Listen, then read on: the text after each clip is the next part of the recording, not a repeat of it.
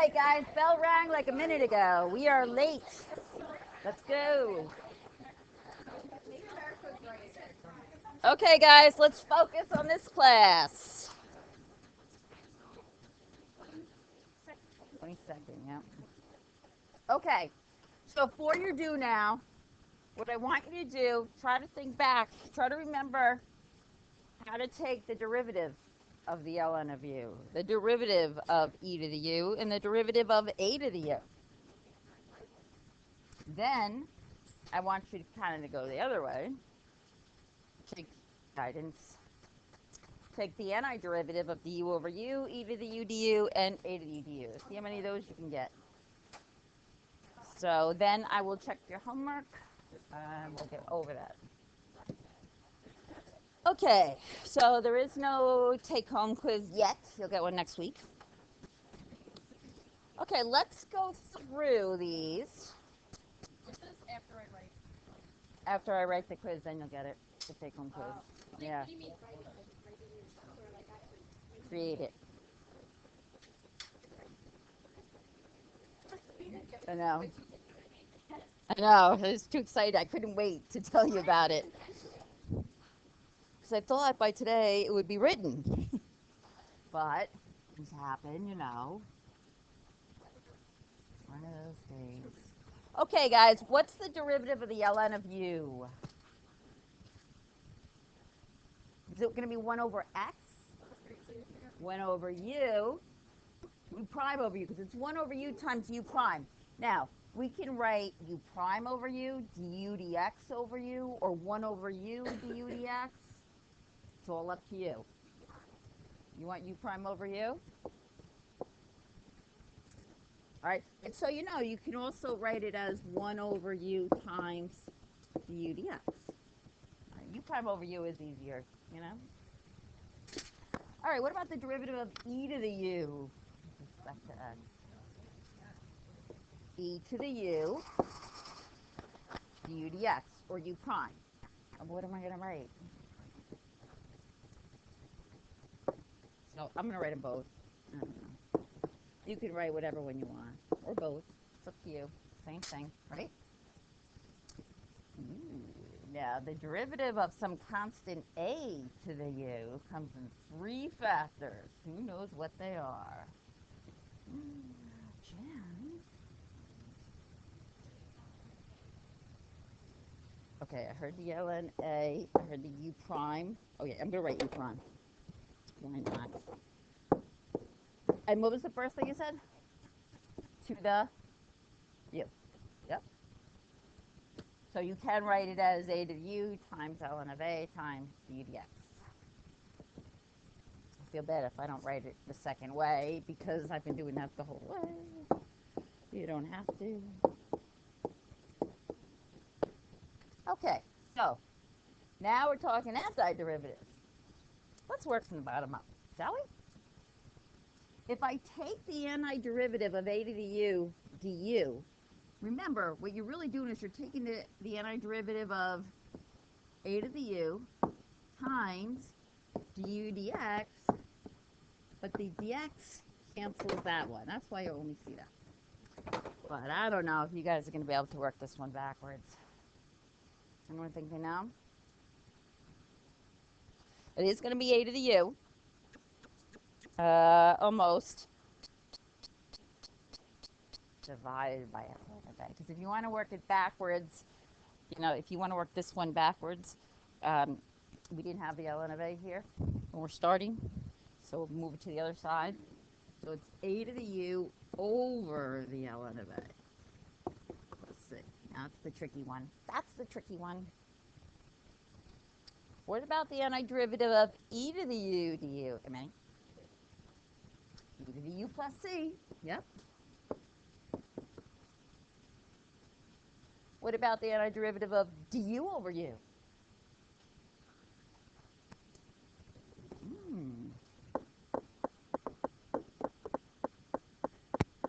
And it's the 3 integration formulas on the right that I want to practice using with u-substitution today. Even though we're going to be finished with u-sub before I have to grade papers next Friday at Center Reach High School, so I'll probably just make the test Friday so we don't miss a day of teaching. I'm going to make it really weird questions that you don't understand and just put a sub in here. Correct. Yeah. All right. Next. Will it count for second or third quarter? Second. Oh, why is this? All right, let's go over this homework.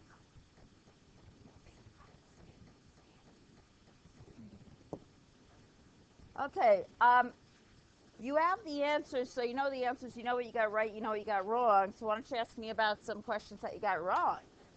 All right. 2? I don't like the way that you're asking that. I don't think that's... I'll do it. Okay.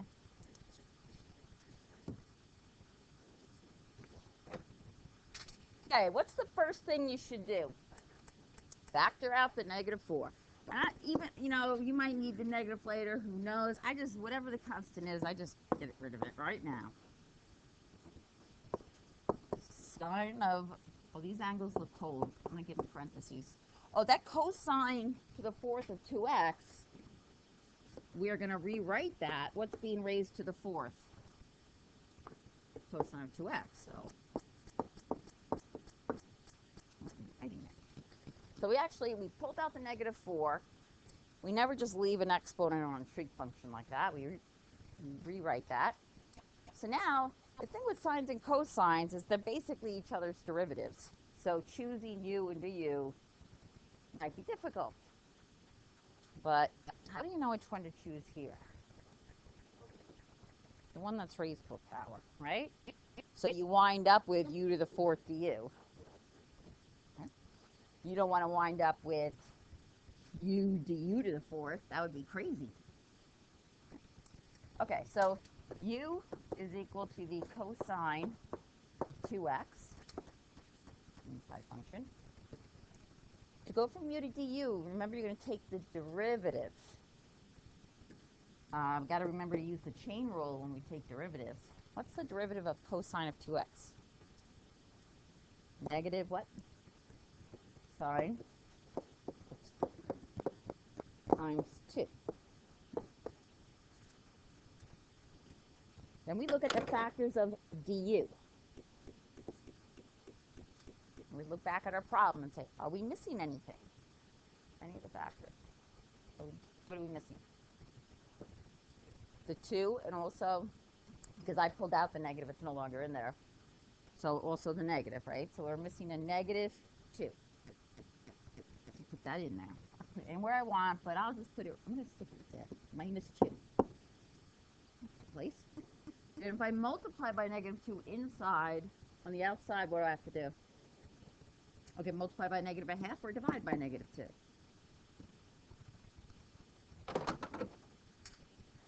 Alrighty. Now what?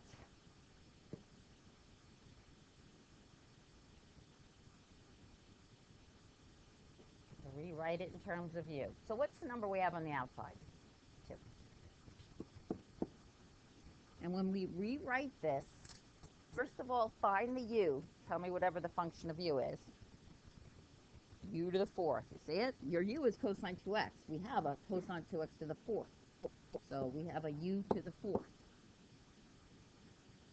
And then the rest of it, the sine of 2x times -2 times dx, that just, all of that equals du. So we can replace it with du. Once you've done your u-substitution, if you did it right, it should be something that you can integrate. That's the whole point of this. What's the antiderivative of 2? Well, first, let's just do the u to the 4th. How about that? Power rule. 1/5 u to the 5th. And so we just get 2/5, and we put our u back in there. So we have 2/5 cosine of 2x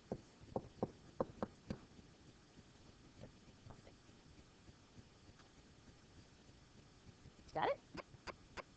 Yes. I would love to.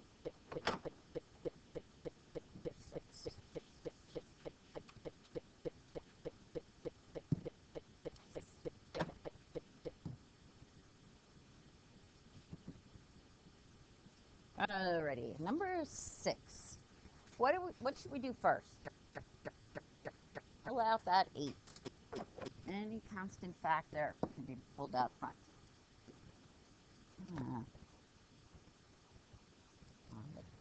Alright, so we have secant 2x, tan 2x, and then we have in here a secant of 2x all to the negative 5th.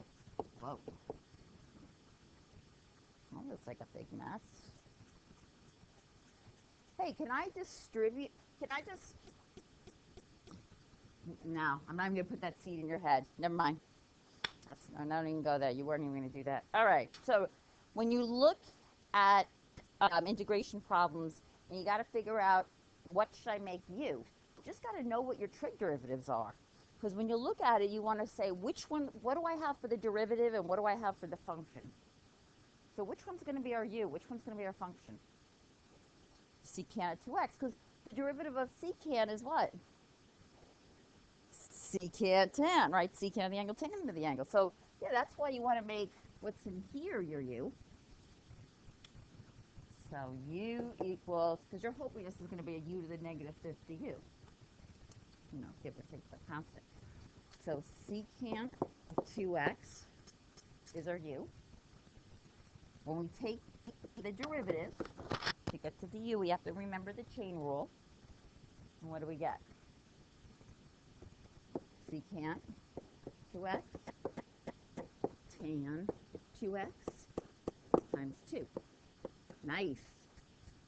Okay, so I got to look at the factors of the u. Make sure they're all there. Are they all there? Who's missing? The 2. I don't know where to put it. I think I'm going to put it over here this time. So on the outside, what do I have to do? Divide by 2 or multiply by half. Okay, so let's rewrite it now. So we have a 4 times the antiderivative. Look for the u part first. What is the function of u we're going to have? U to the negative 5th. Right, that's this. And everything else, the secant 2x tan 2x times 2 dx, what is that? There. Lovely. Once you've rewritten it, it should be easy, hopefully. Okay. So we're going to use the power rule again. So we got to add 1 to the exponent. It's negative 5 plus 1. And after you add 1 to the exponent, you can divide by it or multiply by the reciprocal. You know, I'm always multiplying by the reciprocal. I think I'll divide by it this time. Changed up a little. Yeah. All right, so we get negative 1. I can't scroll down anymore with this, so I get negative 1 u to the negative 4th. If I had more room, I think I'd write negative 1 over, you know, the u to the 4th, but I don't. So I'll just put the u in here. And u is secant of 2x. So you could leave it like that, or you can write negative 1 over. Ooh, you can make it a negative 1 over secant to the 4th, or a negative 1 times what to the 4th? We could have a secant cosine. Oh. Right? So it could be negative 1 over secant of 2x to the 4th, or negative 1 times cosine of 2x to the 4th. Because secant and cosine are reciprocals. All right. Don't let me lose you on that. All right. So what else you want to see? Anything? 11. Oh, good. 11. Okay.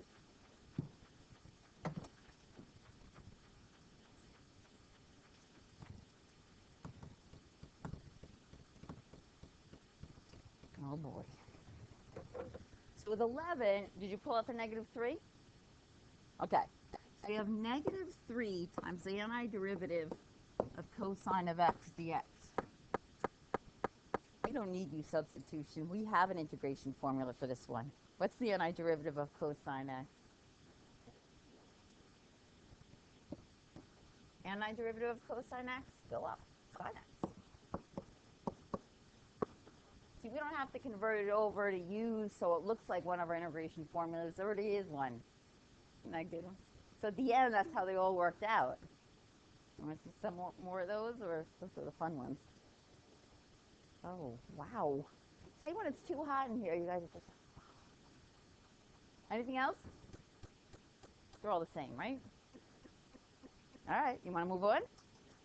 Good. I know. Wait, what happened to the...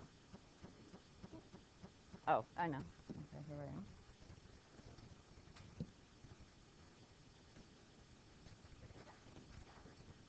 Yeah. Well, actually, yeah, I do have to click them back. You can just pass them forward, and the person in the front row then can pass them to the window, and then Audrey will have all of them. And Audrey will hand them to Ashley. Okay? Nope.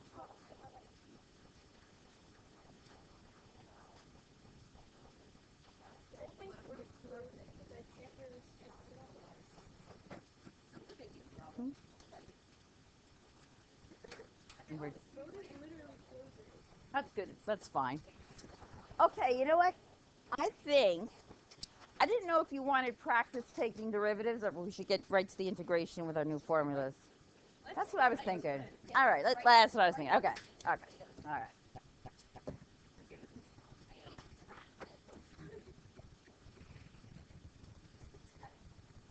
Oh, this is like, okay, so in the do now,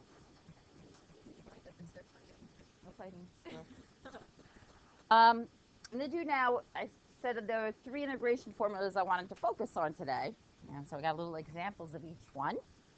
So in the first one, do we already have an integration formula for the antiderivative of x over 3x squared plus 1? No, we don't. That's so weird. No, it's like, do we have a... No, so we have to do u-substitution. It's not like we could just cancel something. Oh, it's just the power rule. Nope. So now my question is, what are we going to make u?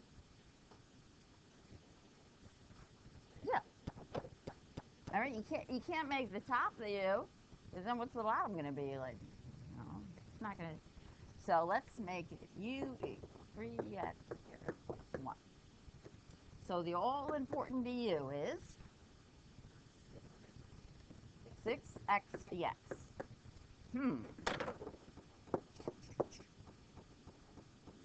What do we need? A 6. So we have to have a 1/6 on the outside. Let's rewrite this. So we've got 1/6, the antiderivative of du over u.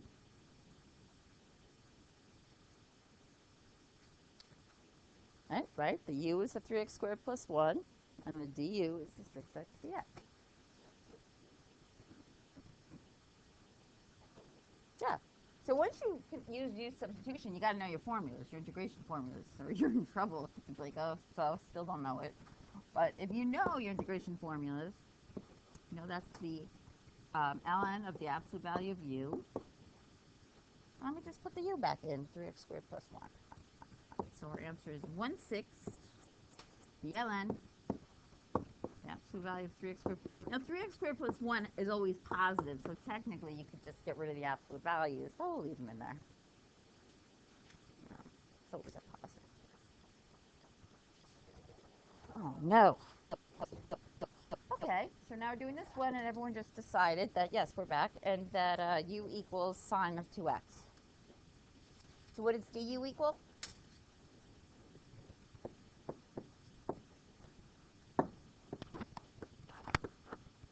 Okie dokie.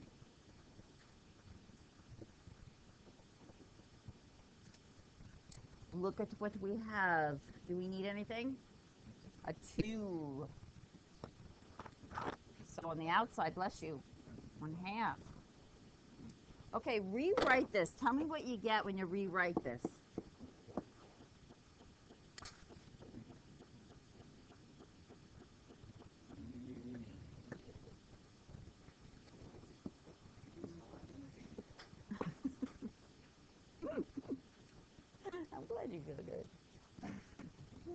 All right. So yeah, we get 1/2 e to the u plus c. And then we just put the u back in there, right? The sine of 2x. So our final answer is 1/2 e to the sine of 2x plus c.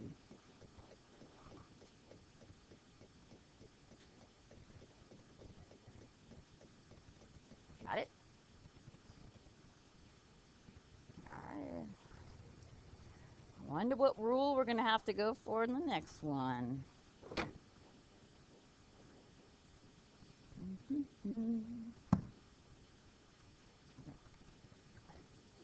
I know. I was thinking that but I was. All right.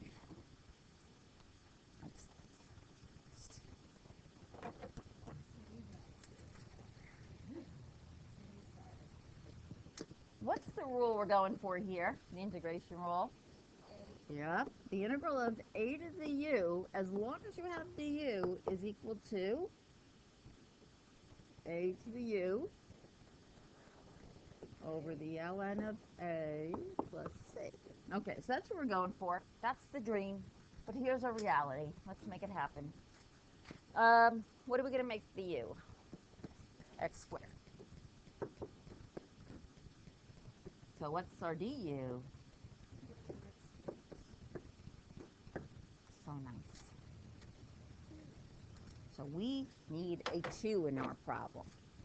2 and 1/2 on the outside. So let's just rewrite this over here.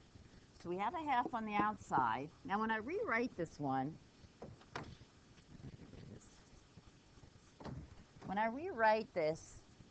replace, put in the u and the du and tell me what it's going to look like this time. You can't because it's not a constant multiplier. It's not just a factor. Well, where you see the u, right? 5 to the u du. Oh, we don't have an integration formula for 5 to the u du because we can't have a separate integration formula for every exponential there is, right? That's why we have to use this. Okay. So if the antiderivative of a to the u du is a to the u over ln of a, what's the antiderivative of 5 to the u du? 5 to the u over the ln of 5.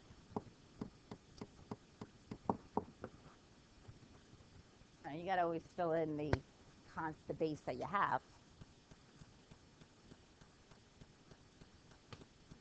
All right, let's put the u in, and we can make the denominator just 2 ln of 5. Multiply those. So we have 5 the x squared over 2 ln of 5 plus c.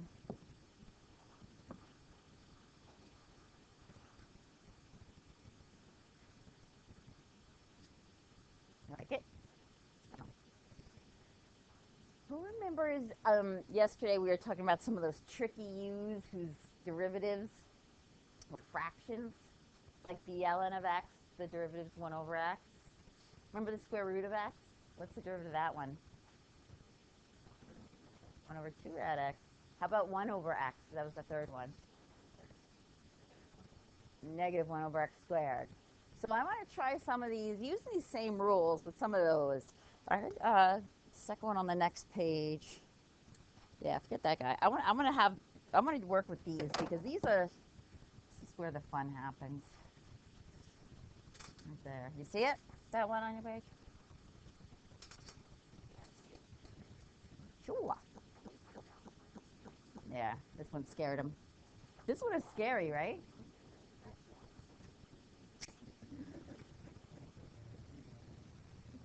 So the reason I call these tricky u's is because their derivatives, the du's, are always going to be fractions, and sometimes you don't see the whole thing.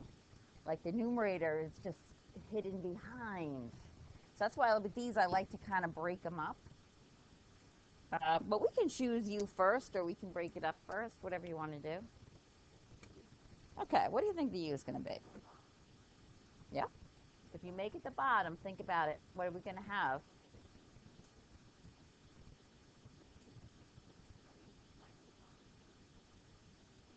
Oh, okay. You want to make u the square root of x. Okay, well, that's right. But see, the thing is, you don't want to have e to the u over u. We don't have an integral. You need a du. So we want to. So what's that? You could. But tell me what du is equal to, first of all. Because we can't even do this unless we have du. 1 over 2 rad x. Remember yesterday we used the power rule on x to the half? So 1 half x to the negative a half? Yes. That's why, because, yeah. But I'm going to break this up because I really find that kids just don't see it. I'll get kids telling me that this is e to the u over du or something. So I just want to see if you guys are okay with me breaking this up like this. Did we put did we put the first term over 1 yesterday? Are we okay with it not over 1? Doesn't matter. You know, when you multiply fractions, top, top, bottom, bottom. Right, so you can break it up like this. And I like to do that because it's like, oh, part of my du is hiding. You see up there? So what do we need? Right, you know, we always have to have all of our du. We need a half in there because we want to have a 1 over 2 rad x dx. So we need a half. So if you're just putting a 2 in the denominator, you're really multiplying by 1 half. So if we multiplied inside by 1 half, what do we multiply outside by? 2. Good times. All right, let's rewrite this. 2 times the antiderivative of, this is my e to the u. And what's all this? Du, right?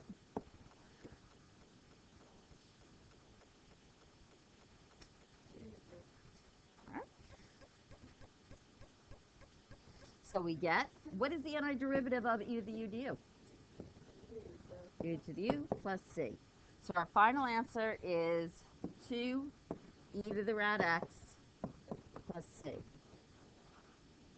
Yeah. Okay, I want to do another one with a tricky u because I love these. There's another one on the next page. Oh, I like the pi one. Yes, yes, yes, yes, yes, yes. Really? It's trickier though. Oh my gosh. Take out the 3. All right, I like that for the first step.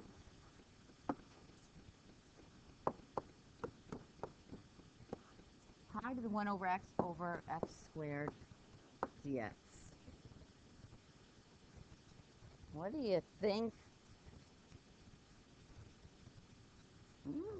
What rule is this going to be? Which one? A to the u. Let's remind ourselves how that one goes, right? I just have to have that. I'll put that down here in blue. The integral of a to the u, as long as you have the u, is equal to a to the u over the ln of a plus c. Okie dokie. So I got to pick the u.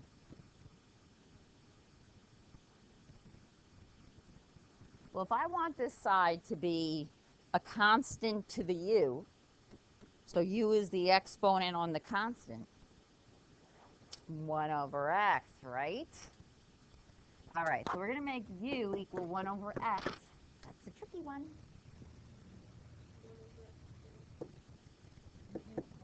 Negative 1 over x squared dx.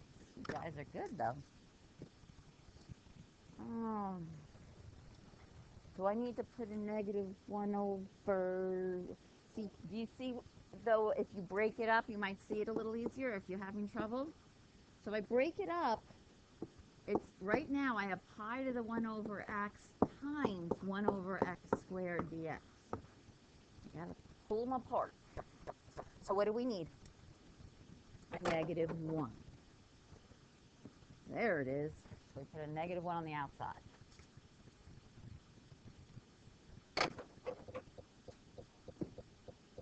All right. So right now we've got negative 3 times the antiderivative of, how do I rewrite this?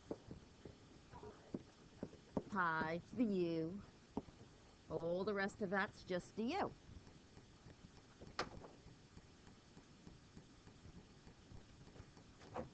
Now we just have to know what the antiderivative of pi to the u is, as long as we have du.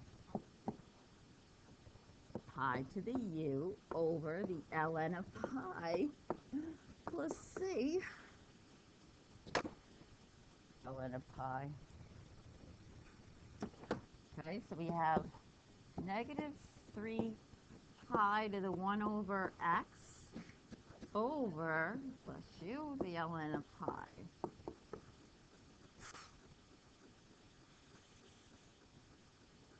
Right? Let's see if I can answer those summary questions before the bell rings. There's so many good ones. When you take the derivative of a to the u, do you multiply or divide by ln of a? When you take the derivative, multiply. That was back in the do now. And when you integrate a to the u, you have to divide a to the u by the ln of a. Oh, this is fun. Show that the integration formula for a to the u can be used to integrate e to the u. So if I integrate e to the u du using the other formula that works for any base, the a to the u rule, what would I get? E to the u over the ln of e. But the ln of e is 1. What? So yeah, this is just a special case of the a to the u rule. So if you only had to know one rule, just learn the a to the u rule. You know. Is that my last question? Yeah. That was fun. So you got 12 questions for homework. Enjoy them. And remember, if you get bored, you're snowed in, you're done shoveling, you could always go back and take the derivative of your answers with the chain rule to see if you get back to the original.